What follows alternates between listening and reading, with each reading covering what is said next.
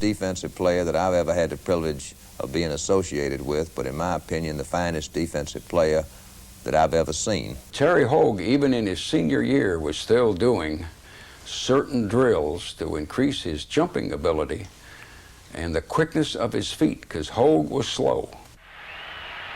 The Dogs won 20-13 on their way to a 10-1-1 1983 season. That's right, the flags flew because everybody from the Georgia bench charged out there, including, I think, some civilians. Butler kicked it 60 yards plus a foot and a half. It's 26-23, and America held its breath. Butler was an outstanding kicker from a long line of kickers. Strong leg, and proved it when he got to the Bears. And accurate. Won an awful lot of games in the NFL, just like he won a lot of games for us. Butler was an outstanding kicker.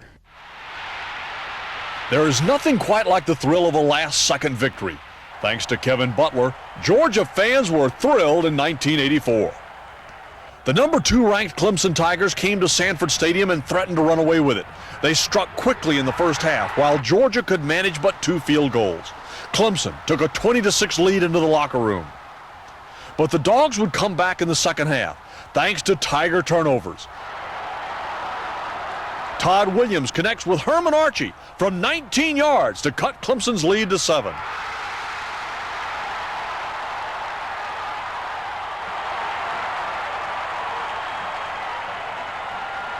Two series later, Cleveland Gary tied things with his 1-yard score.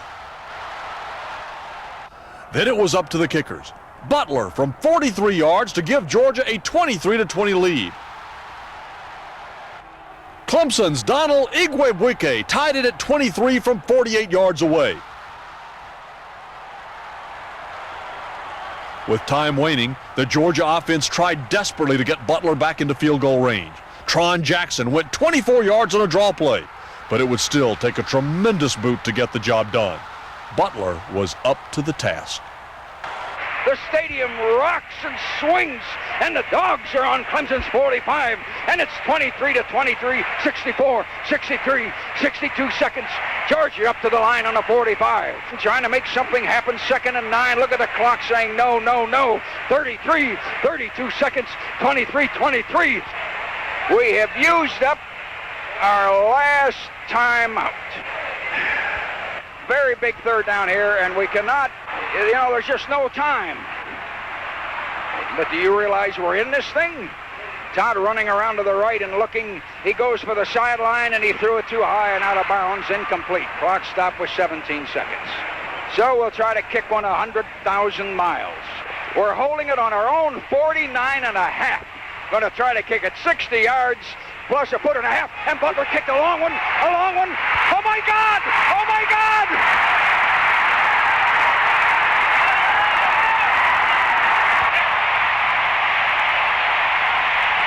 The stadium is worse than bonkers. 11 seconds. I can't believe what he did. This is ungodly. Butler's 4th field goal of the day gave Georgia the 26-23 upset win and gave fans one of the most exciting finishes ever to a game played between the hedges.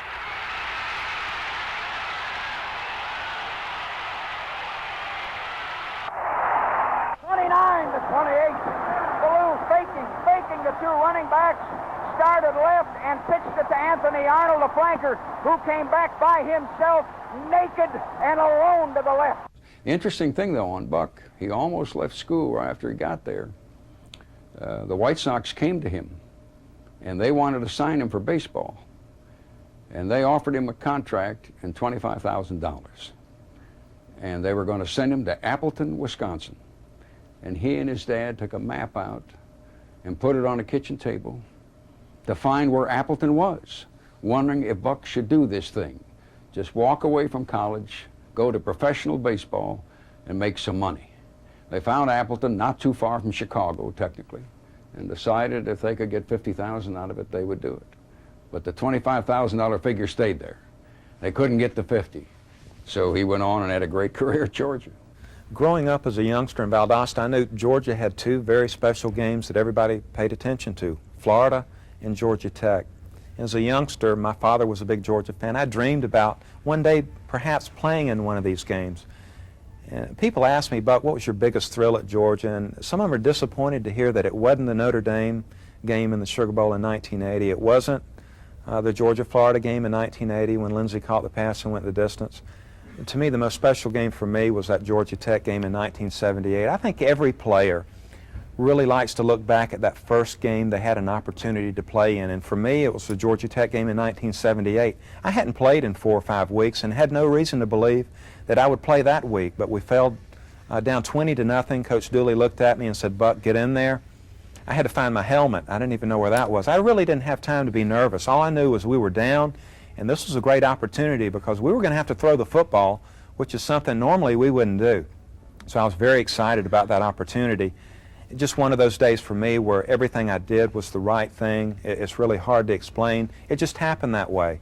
I mean, underneath it all, I was confident that I could do the job, but until you get out there and actually do it, the people around you have a little doubt. I think I proved to a lot of people on our team that, I was capable of helping the team win, and that meant more to me than anything. I think it's probably the greatest spectator game that we've ever been involved in because you had everything in the game that you could possibly have. You had an onside kick. You had a kickoff return. You had a punt return for a touchdown, Scott Warner, followed by a kickoff return by Georgia Tech for 105 yards. And then we were backed up, had to go for it on 4th and 10. Buck Ballou, a young freshman, comes off the bench to lead us, and he gets trapped back there and somehow gets the ball off to Amp Arnold, who scores. Now we got to go for 2. The first time we go for 2, we don't make it. But there are 8 flags out there at least because they've interfered with us, so we get another shot. Our fullback runs the wrong way on the play, but despite that, we make a tremendous play. Buck pitches out, and Amp Arnold scores and prances in the end zone. We're up now by 1, but Tech isn't finished. So they come down the field, and they got Eddie Lee Ivory. I mean, what a sensational day he had. And finally, we intercepted the ball inside the 15, 20-yard line and finally won the game. But I think of all the great spectator games, I'm not saying this is a game I like as a coach, but if you were just going out to watch a football game, to me that's the greatest probably we've ever had because it had so many things all in one game. One fake, Ballou looking, finds a man on the sideline. He hits Scott, and Scott's feet went out. He slipped in the wet grass on the 29, just as 2 men, however, were waiting there for. Timeout on the field, and the score, Georgia 14, Georgia Tech 20. Now what's going to happen? The 1978 Georgia Tech game was arguably the best game in the history of this storied rivalry. The emotional roller coaster that happened on the field could only be matched by the emotional roller coaster that was Larry Munson in the press box. The Jackets dominated the first half at Sanford Stadium in front of 60,000 fans. Eddie Lee Ivory scored twice, and the Jackets added 2 field goals to take a commanding 20-0 lead. But in the second quarter, Vince Dooley replaced starting quarterback Jeff Pyburn with freshman Buck Ballou. The move worked. Georgia scored just before the half, but still trailed 20-7. In the second half, Willie McClendon punched it in again, and Tech's lead was cut to 20-14. That's when the fireworks started. The Dogs' defense forced a punt, and Scott Warner took it from there. Trying to set up a return, and Ted Peebles kicks it very well. Warner on the 28, ran by 1, ran by another, 50, 45, 40, 35, 30. Scott Warner.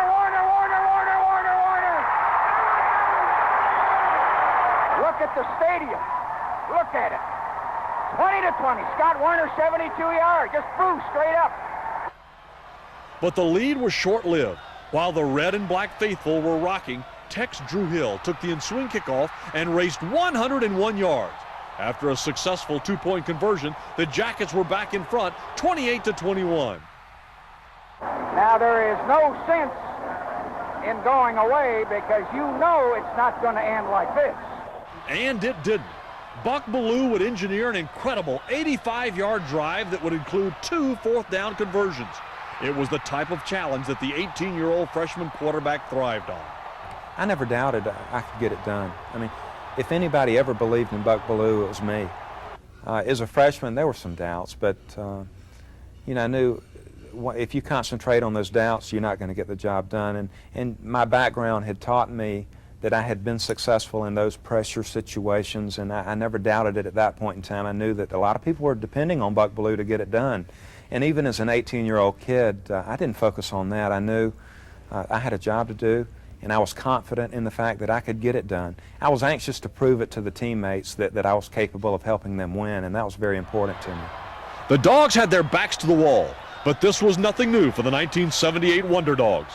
This team would do their best work in the last 3 minutes of the game. 4th down. What a year.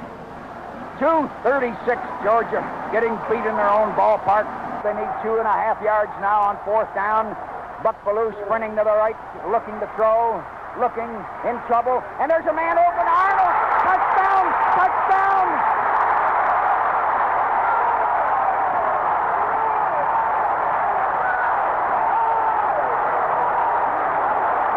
Going for 2. They're going for 2. And young Buck Bellew looking, and he throws. No interference. They knock the receiver down. 3 flags. Officials threw the flags immediately, so they moved the ball half a yard closer to the goal line. Different play came in from the sideline at that point in time. The quarterback option, we were going to fake to the tailback, Willie McClendon, up the middle, and I was to get out on the corner, play the defensive end. If he took me, I was going to kick it out. He took me. I barely got it out to Amp. And once I saw him catch the ball, I knew there was nobody out there to prevent him from scoring. Immediately, I knew he was going to score and we were going to win the game. How do you describe it? I mean, as a freshman, you never expect these things to happen. Just pure out just joy. I didn't know how to react as a freshman. Gosh. Douglas taking a 6-5, packed close. Dogs need a yard for possible victory. And Bellew pitched the ball. Arnold got it. Anthony Arnold, a flag. He got 2 points. Anthony Arnold, a flanker. They ran Anthony Arnold. They pitched it delayed and got the yard. 29-28. Buck probably was vastly underrated. Never given a chance to stand in the pocket, let's say, and throw it 17 consecutive downs, like all quarterbacks dream of. Great talent, great baseball player, and probably could have had a career in Major League Baseball if he had walked away from college football the first time the opportunity came to him from the Chicago White Sox.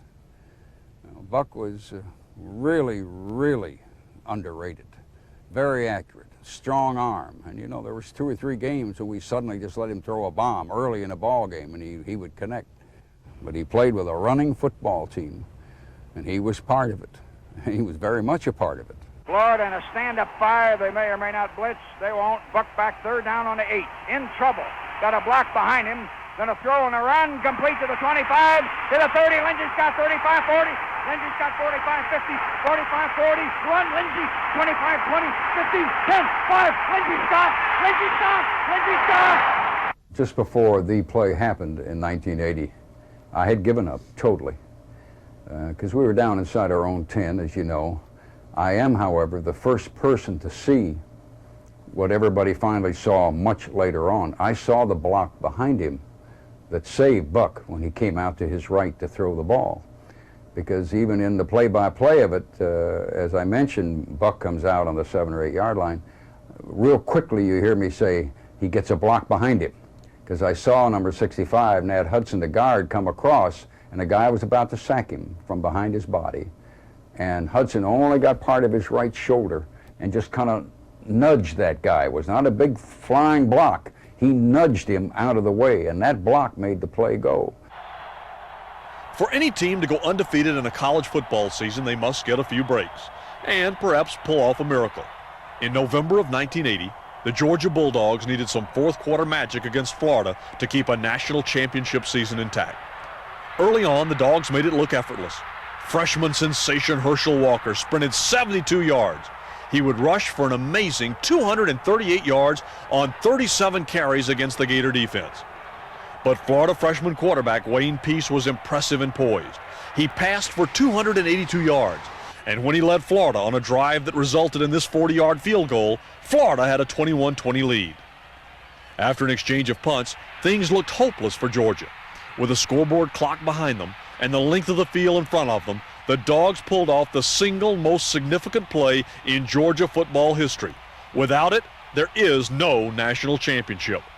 Buck Bellew and Lindsey Scott hook up on a 93-yard touchdown pass, and Larry Munson was along for the ride. Florida in a stand-up fire. They may or may not blitz. They won't. Buck back, third down on the 8. In trouble. Got a block behind him.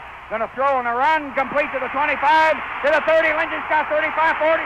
Lindsey Scott, 45, 50, 45, 40. Run, Lindsey. 25, 20, 50, 10, 5. Lindsey Scott. Lindsey Scott. Lindsey Scott.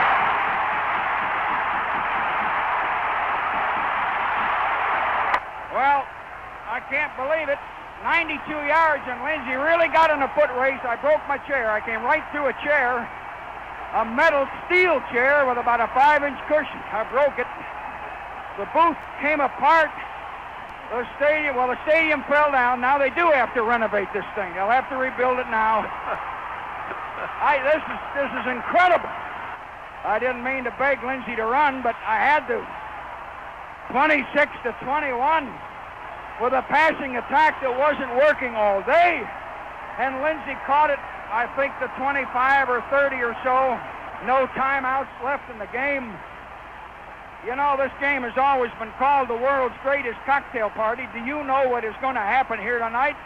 And up at St. Simon's and Jekyll Island and all those places where all those dog people have got these condominiums for 4 days? Man, is there going to be some property destroyed tonight. 26-21. Dogs on top. We were gone. I gave up. You did too. We were out of it and gone. Miracle.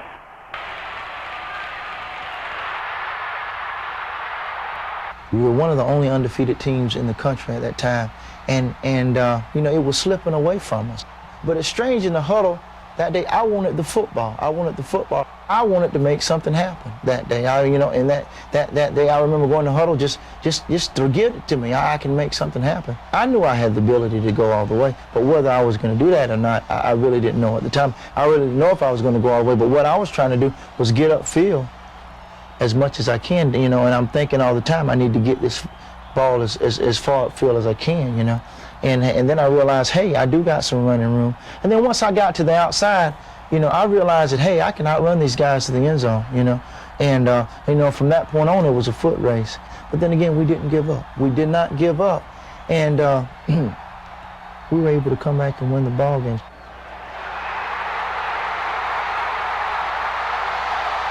Everybody around me had jumped up and was jumping and hollering, and then ran out in the hall so they could really let out some hollers. I was trying to jump, but my chair was too far under the table, and the table was across my thighs, and I couldn't get all the way up my chair, so I was kind of rocking up and down. And what I didn't know is the chair was apparently already weak, even though it was steel.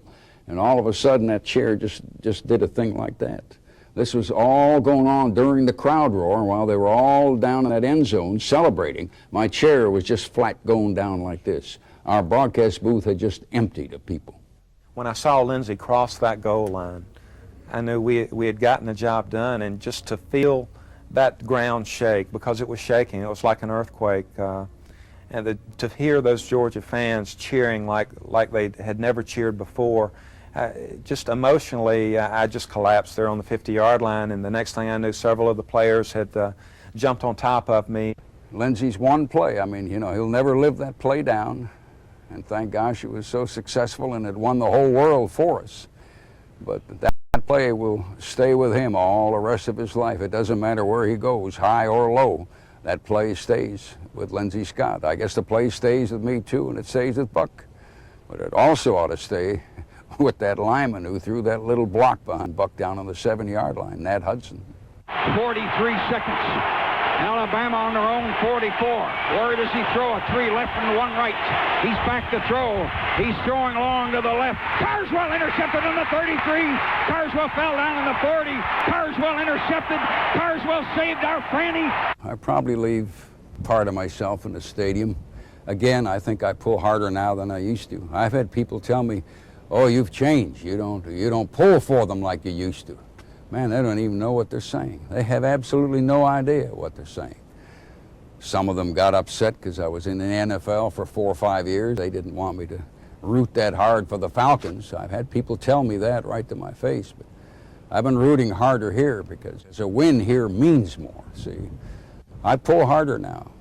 I probably have more emotions for it now. Heads. You call head, and it is heads, and Alabama wins the toss. Even though they are border states, Georgia and Alabama play each other infrequently. But when they do put on the pads, it is usually a thriller, never settled until the closing seconds. And such was the case on September 22nd, 1990 in Sanford Stadium. The crowd had already worked itself into a frenzy by kickoff time. Among the 77,000 fans was a young boy who would one day demolish the Georgia record book. Our cameras caught 17-year-old Eric Zier on his first official visit. He would be very impressed with what he saw that afternoon. So impressed that 2 days later, Zier decided he would wear the red and black the next year. The Crimson Tide was still looking for its first win under new head coach Gene Stallings, and they looked poised to get it, leading 16-6 entering the fourth quarter. But then the Bulldogs went to work. Quarterback Preston Jones replaced Greg Talley and immediately provided an offensive spark. He guided the Dogs on a 71-yard scoring drive. Larry Ware went the final 3 yards for the score. Now trailing 16-12, Georgia would elect to go for 2. Ware headed around the left side, but then threw the ball to tight end Chris Broom, and Bama's lead was down to 2. The rejuvenated Dog defense rode the wave of momentum and stopped Alabama on its next possession. It looked like Georgia would not get in field goal range, but on 3rd and 12, Garrison Hurst picked up 17 of his 106 yards down the right sideline. The enthusiasm on the Georgia sideline was plain to see. It was evident in the radio booth as well. 3 plays, and 7 yards later, John Casey took center stage. Well, guess what? Ball is on the 23. 4th down. 109 seconds now, less than that. Field goal. Going to be held on the 30. Casey to try. Bohannon. The kick. Yeah!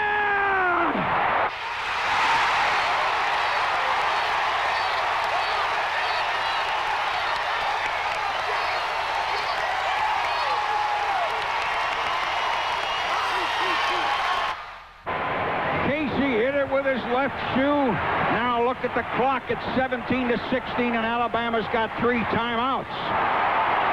Dogs lead for the first time. We've been behind for 17 hours. Now we got a 1-point lead, but Alabama's got 3 timeouts. Everything now is extremely large. Georgia suddenly has climbed on top. The team on the bench asked the crowd to get in it again. Here's Alabama trying to save themselves. 59 seconds to go. They're on their own 49 shotgun. Hollingsworth going to take it. Hollingsworth throws out of bounds. Incomplete. The man was diving at it on our 39. Incomplete. Alabama up to the line. Is this the last time of the day for them? 43 seconds. Alabama on their own 44. Where does he throw? A 3 left and 1 right. He's back to throw. He's throwing long to the left. Carswell intercepted on the 33. Carswell fell down on the 40. Carswell intercepted. Carswell saved our Franny. And the Dogs will have the ball on the 40. The team is mobbing Carswell. On the greatest moment and the greatest play of Chuck Carswell's collegiate career, he did something he had never done before. He gathered his defensive unit around him, he knelt, and he prayed. Amen.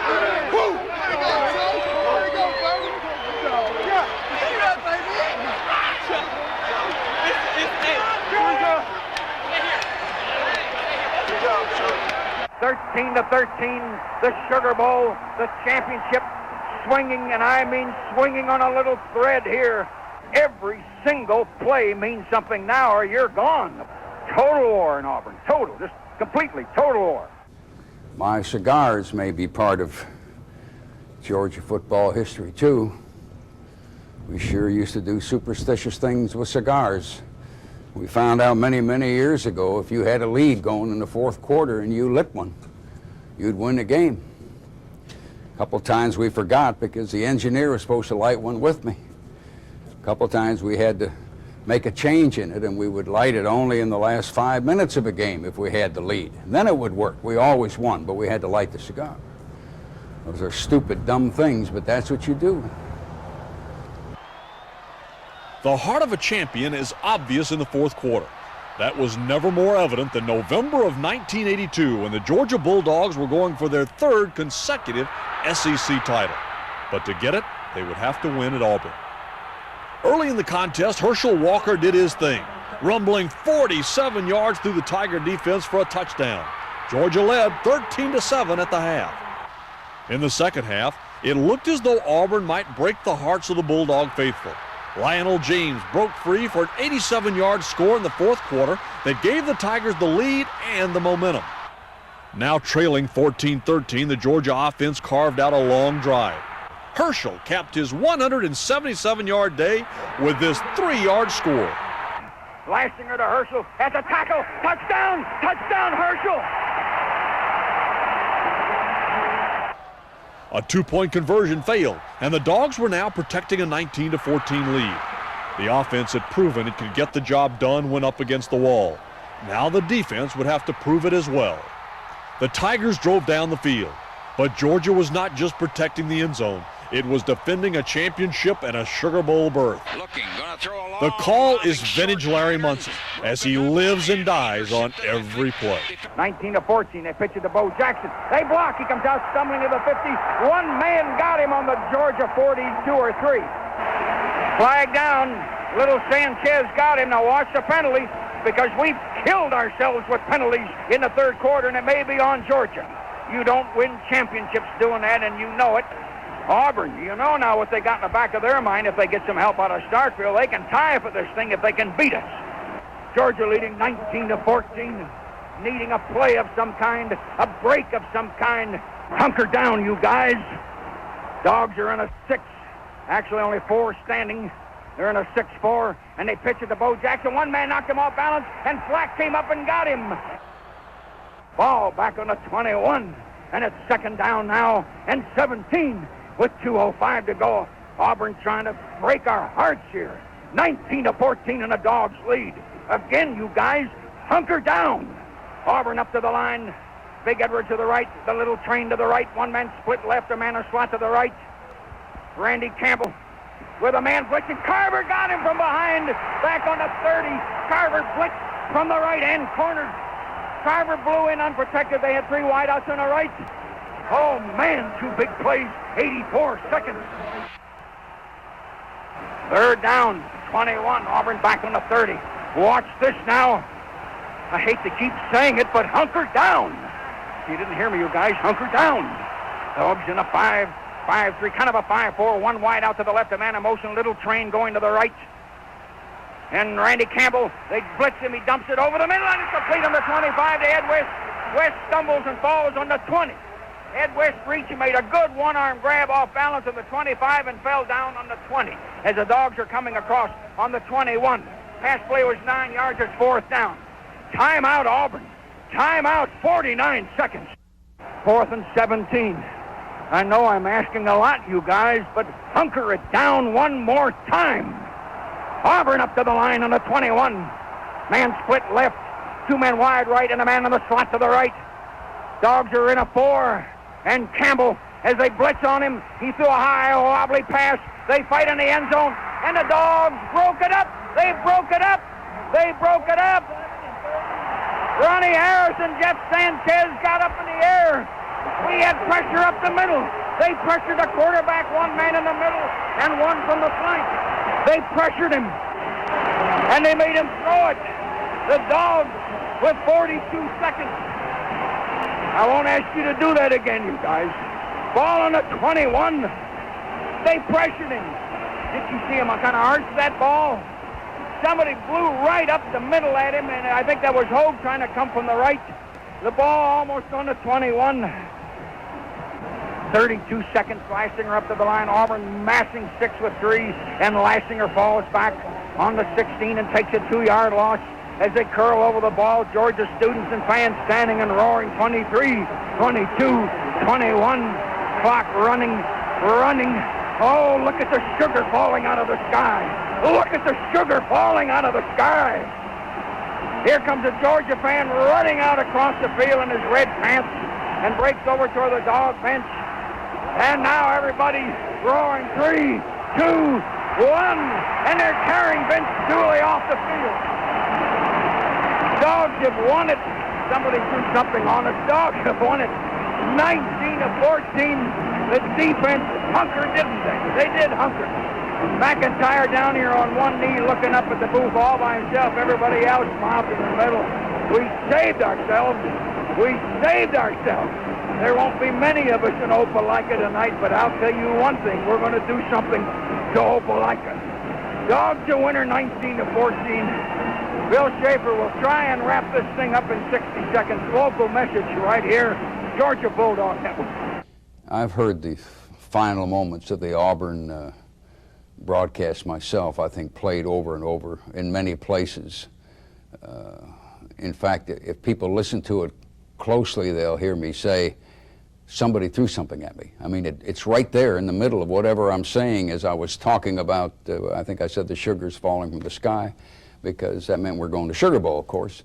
And without saying something as corny as we're going to the Sugar Bowl, I just said whatever I said, and they were carrying Dooley, I think, off the field. And then that's when this guy had a big orange coat on and blue shirt, blue pants, big cowboy hat. He was a big man, about 280.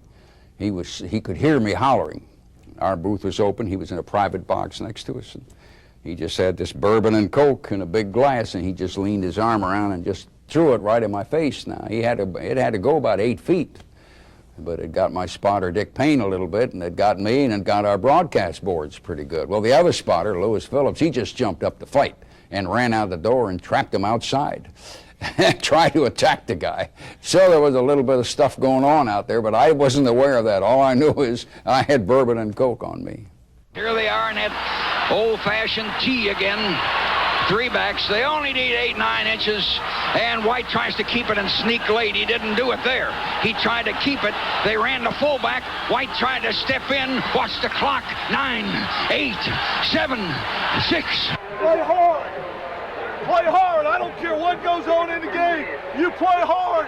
The 100th anniversary game between Georgia and Auburn in 1992 was just like the 99 previous meetings. It was a war.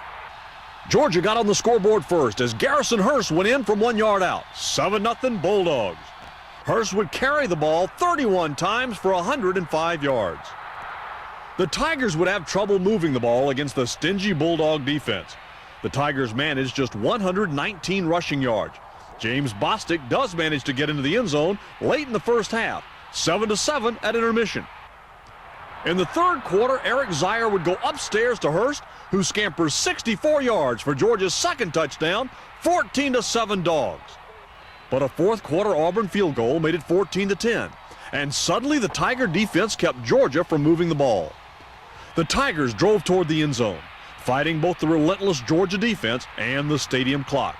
They would lose to both.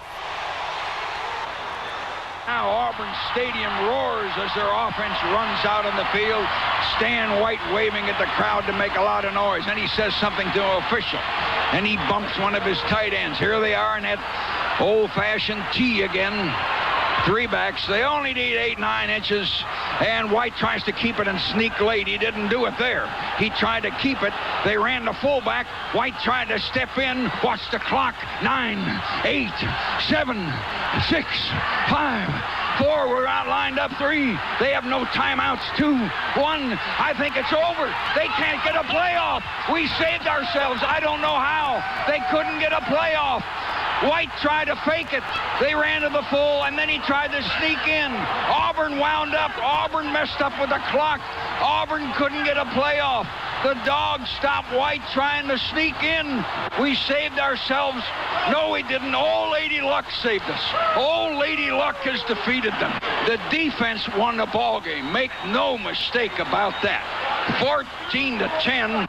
The defense has saved our whatchamacallit. He's an institution. Yeah, I mean, he really is. You know, a lot of people say, boy, it's tough to follow a legend. You know, when I followed Coach Dooley, they said, yeah, it's tough. You know, who wants to follow a guy that's had all that success? You know, you don't have a chance. And I'd a lot rather follow Coach Dooley than I would be the guy that's going to follow Larry Munson. Not that my job's easy, and I don't mean that at all. Mine's tough enough. But to follow Larry Munson would be one of the most difficult things anyone will ever be able to do. My legacy at Georgia, I hope, would be, is something I heard said about me once on Georgia television. They said I was like the 12th man on the team. Now, that's not a brand new statement. It's not been invented here. It's been said by other schools and teams around the country. But I liked the sound of it the first time I heard it, that I might be Georgia's 12th man. I've pulled my insides out trying to win. Being a part of the fans and part of the people, that's the way I'd like to be remembered.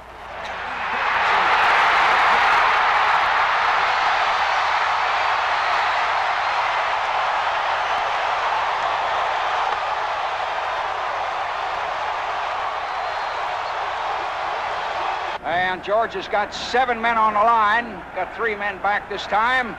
Hatcher has a man rushing. They block the kick. It's bouncing around in the air. And Georgia's got it. Touchdown! Touchdown! And they pitch it to Tron Jackson. He's wide open. 45-40, 45-30, 25-20. Touchdown! Touchdown! Zire rolls right, stops, and he throws a long one down the middle, and it is touchdown! And it's set down, and Butler kicks it. Look at it, look at it, look at it. Yeah, yeah! Timeout, 49 seconds. 30 seconds, local break, Bulldog Network.